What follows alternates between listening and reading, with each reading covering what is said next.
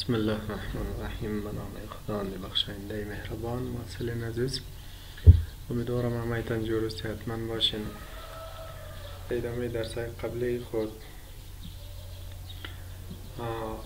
که در رابطه با وسیله انتقال بود، ما تا فعلا یک نوع از وسیله انتقال خواندیم که او عبارت بود از کیبل‌های با هم پیچانیده شده. کیبل‌های با هم پیچانیده شده ما دو نوع کیبل خواندیم. یکیش به نام کیبل‌های استریت بود، کیبل‌های مستقیم، که کیبل‌ها رو ما گفتیم که یا اینترنت است یا فست اینترنت است، که اینا مثلا از 4 وایر استفاده میکرد یا از 2 پیر، همون پیرها یا همون جفتای از اینا مستقیم با یک دیگه، یعنی پین 1 با 1، پین 2 با 2، پین 3 با 3، پین 4 با 4، 5 با 5، 6 با 6، 7 با 7، 8 با 8 وصل میشد. دو سر کیبل. یا کیبل های گیگابیت اینترنت بود یا 10 گیگابیت اینترنت بود، که گیگابیت اینترنت و 10 گیگابیت اینترنت در مجموع از 8 تا وایر استفاده میکرد، که 8 تا وایر با 4 جفت تقسیم میشد. پس دیگه این سرعت چی میشد؟ بالا میرفت. فول دوپلکس کمیونیکیشن و دست می آمد. خب بازم استریتو کروسش هم گفت بود دیگه. کروسش باز یکیش به 3 وصل میشه و دویش به 6 و 3 به 1 وصل میشه و 6 پس میه به 2 وصل میشه. و اینا بود در کیبل های کروس اوور. بقیش عین کیبل، مثلا 4 با 4، 5 با 5، 7 با 7، 8 با 8. خب این بود در رابطه با کیبل های تویستد پیر، که ما گفتیم حدود 80% از کیبل های بخش شبکه را کیبل های تویستد پیر یا کیبل های با هم پیچانیده شده استفاده میکنن. یک نوع کیبل دیگه هم هست که به نام رول اوور کیبل است، که او رو ما ذکر نکردم، شاید ما شما بخوانیم در درس آینده. رول اوور کیبل یعنی کاملا برعکس شده است. مثلا 8 تا پین که هست، یعنی 8 تا پین، یعنی مثلا یکیش رفته 4، دویش رفته 5، سهش رفته 6، 4ش رفته 7، 5ش تا 8 وصل شده. قسم برعکس از اون طرف هم کاملا. این کیبل معمولا ساخته شدگی میه از طرف شرکت های، از طرف کمپنی ساخته شدگی میه دیگه، ما در او کاری نداریم، نمیتونیم. ولی در حالی که ما استریت کیبل و کروس اوور کیبل ما میتونیم که بسازیم خود ما. کیبل های RJ45 ما میتونیم که مطابق با من نیازمندی خود ببینیم. دیوایس های سیم است، دیوایس های مختلف است. ما کنکتر داریم، مثلا کاتر داریم، تستینگ تول داریم، توسط از این ما میتونیم بسازیم. ولیکن کیبل های رول اوور کیبل چون کیبل های مخصوصی است، پین های مخصوصی را داره است، اونا ریدیمیت است، یعنی در مارکت اونا قسم جور شده میاد دیگه. ما نمیتونیم پیش خود اونا را بسازیم، کنکتر های از اونا را با هم نمیتونیم وصل کنیم. سر او زیاد گپ نمیزنیم. نوی دوم از کیبل ها که عبارت است از کیبل های کویکشل هست، کویکشل اور کوکس.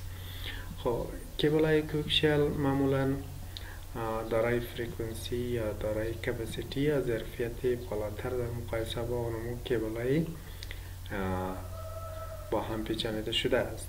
یعنی هم از نگاه فرکانسی و هم از نگاه ساحه، مثلا یا از نگاه دیستنس میتونه که یک ساحه دورتر را تحت پوشش قرار ده یا همون مسیج را به یک ساحه دورتر انتقال بده. پس کیبل های کوکشل یا کوکس دارای فرکانسی بالاتر است، مثلا یعنی میتونه که معلومات دورتر در مقایسه با کیبل های تویستد پیر کیبل که با هم پیچانیده داشته بود، معمولا اونا میتونست تا 100 متر معلومات انتقال بده. اضافه تر از 100 متر نمیتونست، در حالی که کیبل های کوکشل یعنی اضافه تر از 100 متر، یعنی تا حدودی 500 متر هم میتونیم ما که معلومات توسط از اینا انتقال بدیم. پس اینا یعنی مور پاورفول کیبل های دارای قدرت زیادتر در مقایسه با کیبل های با هم پیچانیده شده هستند.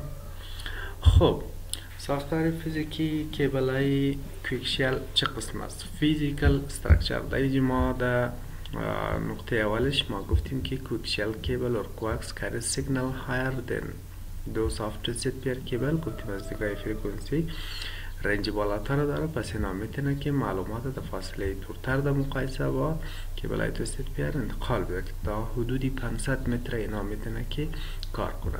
خب فیزیکال استرکچر یعنی ساختار فیزیکی یعنی کیبل های کوکشل چه قسم است؟ خب دیجی میگه it has an outer plastic covering خب containing two parallel conductor each having separate insulated protection cover. Coaxial cable transmit information in two mode: baseband mode, dedicated cable bandwidth, and broadband mode. Cable bandwidth is split into separate range. Cable TV and analog television network widely use coaxial cable. خب از نگاه ساختار فیزیکی میگه کیبل های کوکشل در مجموع دارای دو دانه کندکتر یا هادی است. سنتر کندکتر یعنی هادی مسی وسطی ازی که این دیگه قرار داره، یعنی چیکار میشه؟ معمولا معلومات را انتقال میده. بعد اینمی هادی وسطی ازی یا سنترال هادی ازی توسط یک چی دی الکتریک یک مواد عایق معمولا سفید کاملا شاغل یعنی مثل فبر یا سختتر از وسته این توسط او چی شده؟ پوشانده داشته. بعدش هم فولد شیلد معمولا یک پوشی زرورقی بالای نمی چی مواد عایق قضیه زده میشه و بالاتر از پوشی زرورقی از در اونجا ما چی داریم؟ یک کندکتر دوم است، یعنی هادی دوم است، هادی جالدار است که معمولا به شکل چی؟ به شکل جالی یا جال توپ چی شده؟ بافته شدگی است، یعنی با هم چی شده؟ پیچانده شدگی است، کاملا بافته شدگی است.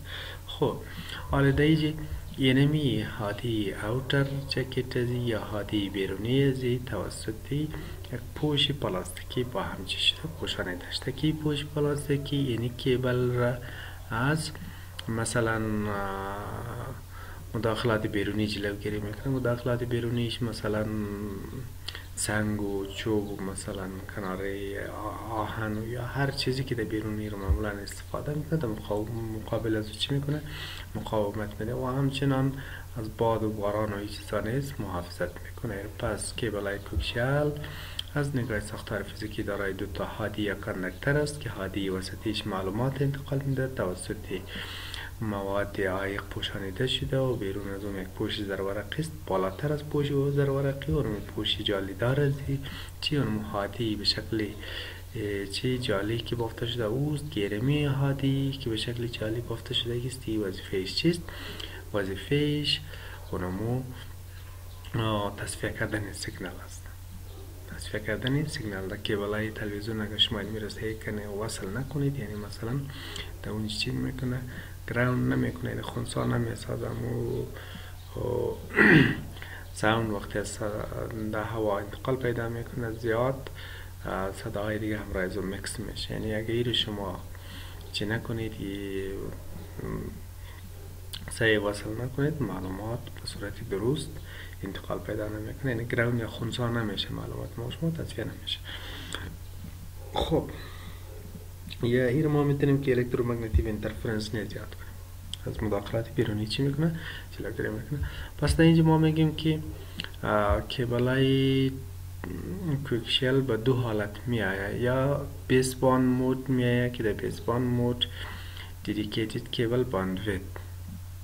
خب یک کیبلای بیسباند معمولا که اینا زیادتر کیبلای کوکشل به شکل بیسباند مود است. بیسباند اونمو رنج فرکانسی زنا چیست؟ مشخص است، یعنی فیکس رنج است، نه از او کم شده میتونه نه از او زیاد شده میشه. دیدیکیتد کیبل باندویت هم ظرفیت کیبل چیست؟ اختصاص داده شده است. مثلا میگه اینمی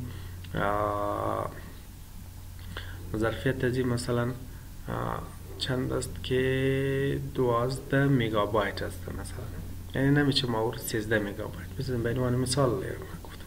یا اینا به شکل برودباند مود میه کیبل باندویت اسپلیت اینتو سپریت رنج، یا به شکل برودباند میه که در برودباند اما باندویت اختصاصی مثلا 12 کیبی که است و ما گفتیم فیکس شدگی است، نه کم میشه نه زیاد. و یا به شکل برودباند میاد که مثلا کیبل سرعت عمومیش معلوم است مثلا 12 کیبی است. پس ما میتونیم این 12 کیبی را تقسیم بندی کنیم. 6 کیبی رو برای یک چیز اختصاص بدیم، 6 کیبی دیگه مثلا 6 کیبیش برای آدیو، 6 کیبی دیگهش برای ویدیو، یا 6 کیبی زیر مثلا ما سیگنال های مختلف برای ازو انتقال بدیم. و نوعیت از این کیبل ها را بروز اگر ما بخوایم ببینیم، کیبل تی وی and analog television network are widely used کوکشل کیبل. معمولا این کیبل های کوکشل دارای چیست؟ کارکرد از اینا یک طرفه است، یعنی فقط سیگنال در یک طرف انتقال میده، یعنی بود سایت نیست، نمیتونه که در دو جهت معلومات را انتقال بده. کیبل های تلویزیون مثلا ما همیشه سیگنال را از چی دریافت میکنیم، هست اونمو مثلا دش باشد یا انتنا باشد، همیشه سیگنال یک طرف میاد تلویزیونی ما، ولیکن ما نمیتونیم که کدام چیز را از تلویزیون خود تا خانه خود نشسته پس ما اونمو مثلا رادیو تلویزیون بفرستیم، اونمو دستگاه مرکزی از اونا بفرستیم، نمیتونیم. پس اینا کیبلای چیست؟ کیبلای یک طرفه هست. خب این بود در رابطه با کیبل کوکشل از نگاه ساختار فیزیکیش و همچنان از نگاه رنج فرکانسی که میتونه معلومات اضافه تر انتقال بده و هم بر علاوه از او اونمو کوکشل کیبل ترانسمیت انفورمیشن این تو مود های انتقال ازی، یا که بیسباند بود یا برودباند بود. در حالت بیسباندش همو ظرفیت از دیدیکیت اختصاص شده بود و در حالت برودباندش با میتونیم که مثلا ظرفیت عمومی زیر تقسیم بندی کنیم، یعنی بخش های مختلف. خب این بود در رابطه با کوکشل کیبل. آن میایم انواع کوکشل کیبل types of کوکشل کیبل یا کوکشل کیبل types رو میخوانیم. خب there are two types of کوکشل کیبل. معمولا دو نوع کیبل های کوکشل امروز در مارکت وجود داره. یک از اینا به نام تنت یاد میشه، یا اون کیبل های کوکشل باریک، یا دیگه ایش هم هست به نام تکنت یا کیبل های کوکشل چی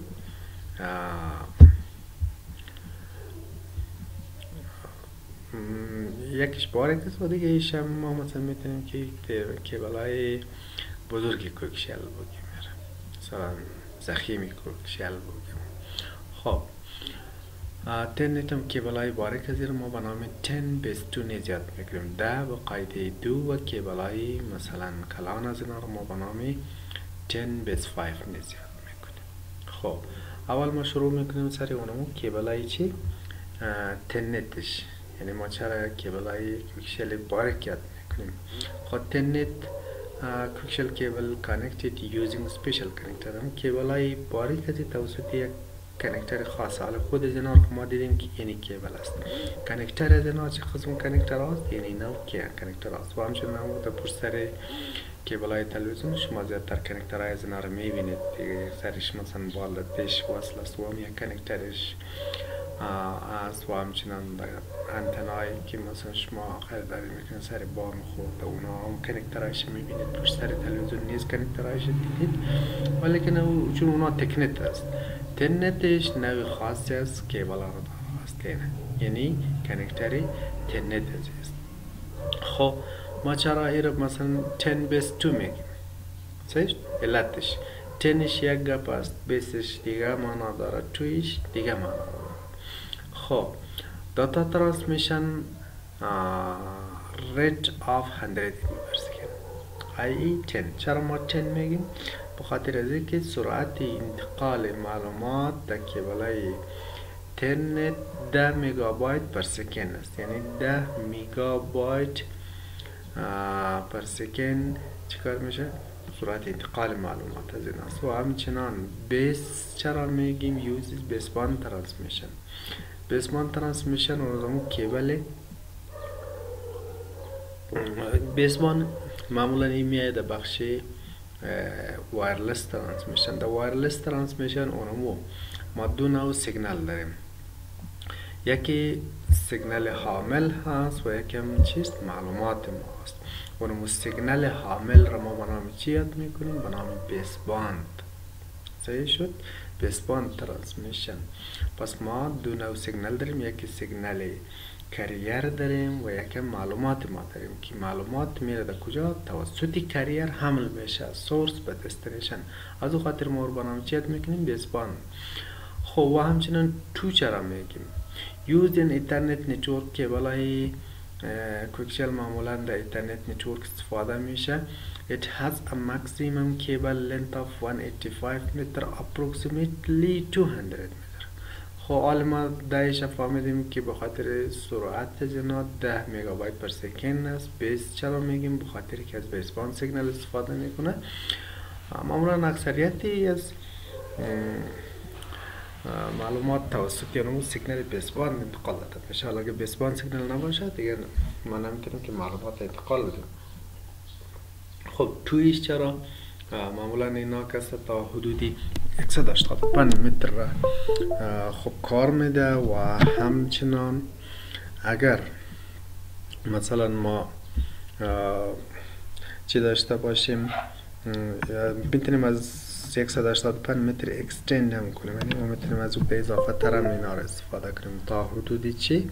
تا حدودی 200 متر. پس ما میتونیم که این زمین و کیبل برای انتقال معلومات از یک جا به جای دیگه تا حدودی 200 متر استفاده کنیم.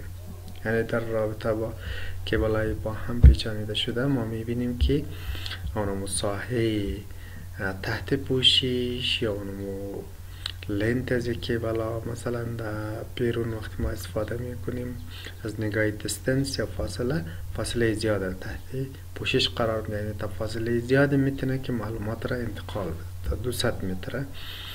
خب این بود در رابطه با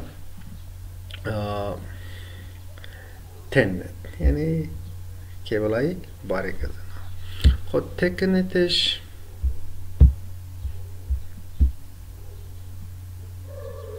خب چرا برای ما نشان نمیده؟ چون رو تست کرده چی شده؟ قطع شده. چرا؟ خب تنت کیبل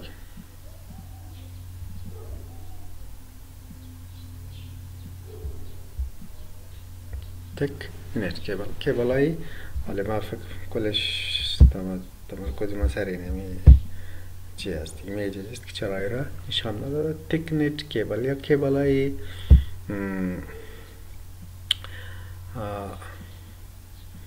ضخیم مثلا یا کیبل های کلان کوکشل کیبل. تکنیت is similar to in construction to the TENNET. از نگاه ساختاری فیزیکی خود کاملا اینمی تنت و تکنیت یا کیبل های باریک و کیبل های کلان از اینا با هم چیست یکسان است. However, there is an additional layer of aluminum. خب تو باش که من میره برای شما باز کنم ده درایف خاطر که دیجی صحیح نشان نداد یا ما ایمیج را چیزی که ما میخوایم تشریح کنم رو برای من نشان نداد دیجی. خب second semester network essential با transmission media سله انتقال ما یک دفعه سیوش کنم کلوز.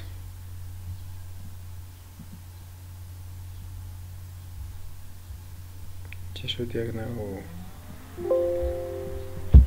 اینجا لکای اینجا خیست سیو از یعنی چی هارد است که ما چرا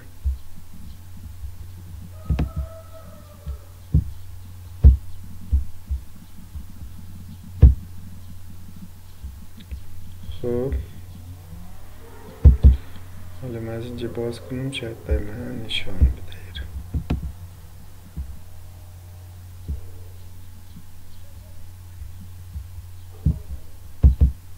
خب یعنی صحیح شد. تکنیت یا کیبل های ضخیم از اینا کیبل های مثلا کلان از اینا ما گفتیم از نگاه ساختار فیزیکی کاملا مشابه است با اون کیبل های نازک کیبلای کلان از اینا مشابه با کیبلای کوچیکش. خب however there is an additional layer of aluminum. این ما بنام تنت یاد میکنیم. کیبلای تنت معمولا ما در چی استفاده میکنیم؟ در کیبلای تلویزیون استفاده میکنیم. اونا معمولا شما در خانه تان استفاده میکنیم. اونا کلنش از کیبلای تنت هست. ولیکن ما چی داریم؟ کیبلای کوکشل تکنت نیز داریم. کیبلای چی؟ حجم یا حجم از اینا یا کلان از اینا. خود this means that the cable is more rigid. کیبلای کلان از اینا there is an additional layer of aluminum insulation and copper buried. در کیبلای تکنتش یعنی جالی چی؟ یعنی یک دانه لیر فویل شیلد جداگانه در اینجا وجود داره داخل از این در حالی که دو دانه کندکتر در هر دویش هست ولیکن یعنی زرورقش چیست اضافه است تکنیت. خب به این معنا this means that the cable is more rigid and reliable and can be used for longer runs. به این معنا است که کیبل ها بسیار قوی است و میتونه در فاصله زیاد استفاده شده. Technique copper خود thicker the copper core the further the cable can carry signal. به هر اندازه که اونمو هسته مرکزی زنا چه باشد حجم زنا کلان باشد یعنی دبل باشد با اونمو اندازه اینا چی میتونه معلومات زیاد را انتقال میده با فاصله دور. چرا 10 بیس 5 یاد میکنیم میره خامو گپی سابق است. 10 سرعت زنا 10 MB پر سکند هست و بیس شم از بیسبان سیگنال استفاده میکند و 5 چرا معمولا تا 500 متر را میتونه معلومات را انتقال بده. یعنی از کیبلای